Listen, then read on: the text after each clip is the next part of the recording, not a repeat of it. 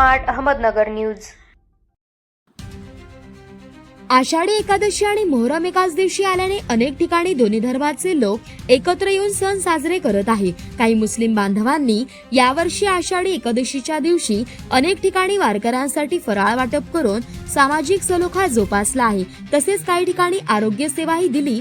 तसेच नगर नाका येथे सामाजिक कार्यकर्ता जाकीर सय्यद मित्रमंडळातर्फे केळी व पाणी बॉटल वाटप करण्यात आले। महाराष्ट्र ही संतांची भूमी आहे, येथे सर्व धर्म समभाव आहे। विचार घेऊन आपल्याला पुढे चालायचे आहे। निर्णयामुळे दोन्ही धर्मांमध्ये सलोखा आणि समजूतदारपणा वाढीस लागला आहे, असे बोलताना जाकीर सय्यद व उमेर शेख म्हणाले। यावेळी सामाजिक कार्यकर्ते उमेर शेख, शाकीर भैया पटेल, अकील शेख, शुभम साळवे आदी यावेळी उपस्थित होते।